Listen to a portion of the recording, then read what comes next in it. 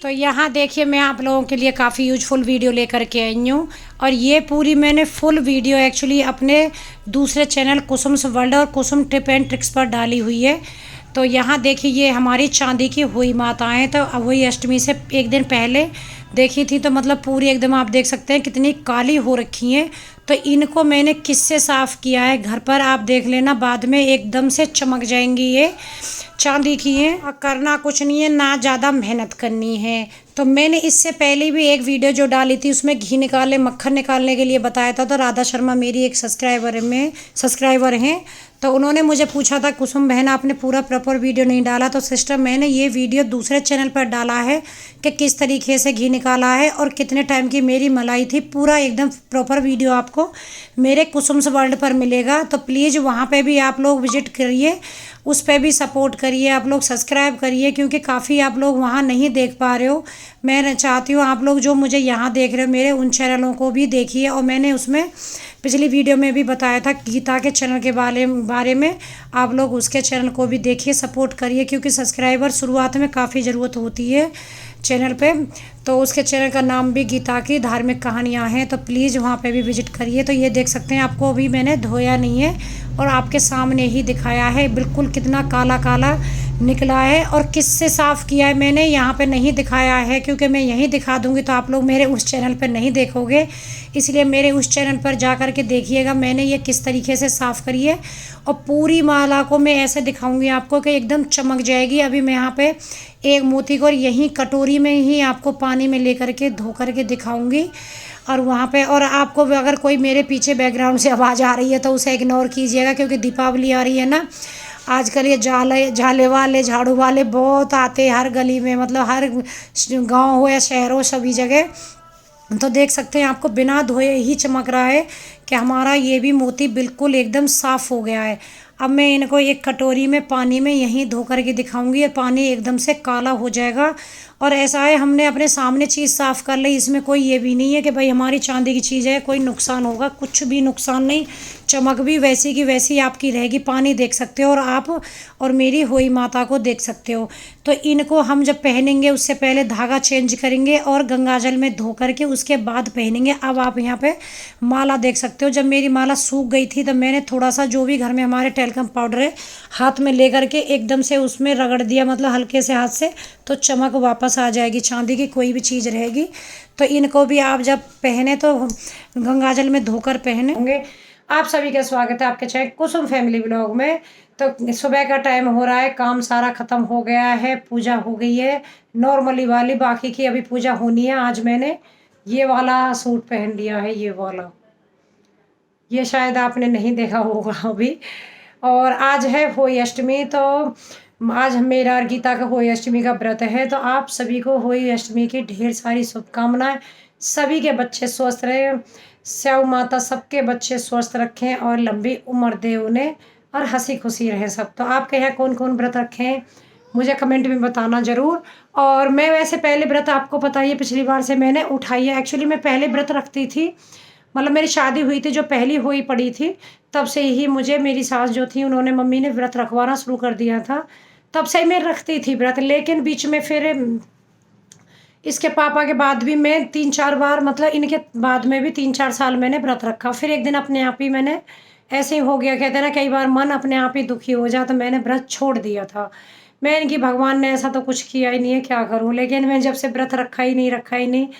पिछले से पिछले बार जब गंगा जी गई, मैंने आपको शायद पिछले बार साल वीडियो डाली या नहीं डाली मुझे नहीं पता।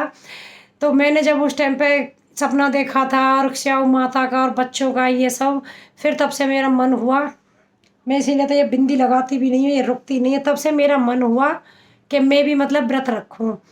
तो मैंने भी फिर व्रत रख लिया पिछले साल, और जब से फिर मैंने शुरू किया।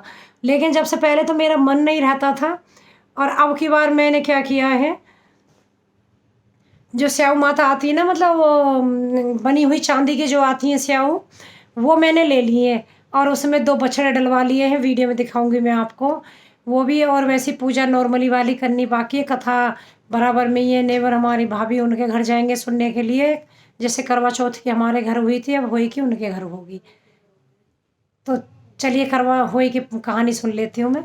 तो यहाँ पे चौकी लगा दिया, जो भी सामान था वो सब रख दिया है इस पे। तो यहाँ देखिए ऐसे मतलब जेहड़ बनाते हैं ऊपर नीचे। तो एक में चावल भरे जाएंगे और एक में पानी भरते हैं लोटे में। पहले क्या रहता था कि चावल की जगह गेहूँ भरते थे, लेकिन वही रहता है कि गेहूँ को जैसे ननद को उनको दिए जाते हैं तो एक लोटे गेहूँ को कहाँ देंगे, तो इसलिए अब चावल भर देते हैं। तो मैंने दोनों लोटे में कलावा बांध दिया है और अब यहाँ पे सतिया बना दूँगी। और उधर दूसरी साइड में वो गीता ने करके ऐसे रखा हुआ है और होई माता का कैलेंडर हमने लगा दिया है और थाली रख दी है। कान्हा जी और राधा जी भी हमने नहला करके अपने पोशाक पहना के ही बैठा दिए हैं। और मैंने भी इस बार चांदी की स्याऊ माता ली है, उसमें 2 बछड़े डलवाएं। पहले बोलते थे कि बेटे जिनके होते हैं उन्हीं के मतलब वही स्याऊ माता लेते हैं, लेकिन अब तो सभी के जैसे जब हम बच्चे की सलामत के लिए व्रत रख रहे हैं, बेटी हो या बेटा हो, तो देखिए स्याऊ माता भी ले लेनी चाहिए, क्योंकि उनके बिना होई माता भी अधूरी है। और मेरे आप सबको पता है जैसे कि सास भी नहीं है और ननद भी नहीं है, इसीलिए कपड़े वगैरह मैंने किसी के नहीं रखे हैं। मैंने पैसे रखे हैं, पूज करके मैं मंदिर में पंडित जी को दिया आऊँगी। तो यहाँ पे देखिए ये है हमारी स्याऊ माता और 2 बछड़े डलवा दिए हैं इसमें मैंने। अब इसमें अगले साल अगर मेरा होगा मन जैसे और डलवाने का तो डलवाऊँगी, नहीं तो उसके बाद फिर ईशु की शादी होगी तब 2 बछड़े इसमें और डलवाऊँगी। और हमारे यहाँ पे पूड़े से पूजते हैं, तो यहाँ पे मैंने पूड़े के लिए घोल तैयार कर लिया है। इसमें मैंने गुड़ का पूड़े बना रही हूँ, मतलब एक पानी में पहले गुड़ घोल के रख दिया था, उसके बाद गेहूं के आटे में धीरे धीरे घोल करके इधर कढ़ाई में तेल गरम कर लिया मैंने। सरसों के तेल में बना रही हूँ, आप चाहो जो भी रिफाइंड खाते हैं उसमें बना लीजिए। और इसमें मैंने सौंफ डाली है, फिर इसमें थोड़े से तिल भी डाल सकते हैं और थोड़ा सा गोला कद्दूकस करके भी डाल सकते हैं, लेकिन मैंने सिर्फ सौंफ डाली है। तो मेरी ससुराल में पूड़े से ही पूजते हैं, ऐसे छोटे छोटे पूड़े बना लेंगे, 10 पूड़े रखेंगे।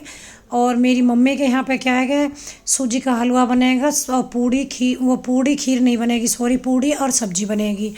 तो गीता शाम को जो तारे निकलेगी उसको जल देने के टाइम पे पूजेगी। और मेरी ससुराल में 12-1 बजे या 2 बजे ऐसे कहानी कहते हैं ना, तो उसके बाद ही फिर पूज करके खाना खा लेते हैं। तो यहाँ दोपहर का ही टाइम हो रहा था, कहानी हमने 1:30 बजे के आसपास करी थी और 2 बज गए थे। उसके बाद मतलब 2-2:30 बजे तक फिर फ्री हो करके 3 बजे मैंने पूज के खाना खा लिया था। तो यहाँ पे मैंने पूड़े ही बनाए, क्योंकि हमारे यहीं पूछते हैं। तो शाम को गीता बनाएगी सूजी का हलवा और जो भी सब्जी बनाएगी पूड़ी अठावरी उतरेगी, यानी कि पूज के मुझे देगी। तो उसने सूट रखा है मेरा पूजने के लिए। शायद मैंने आपको पहले दिखाया या नहीं दिखाया होगा, तो मैं दिखा दूँगी क्या क्या पूजा है मेरे लिए। तो बस यहाँ पर हम पूड़े उतार लेंगे।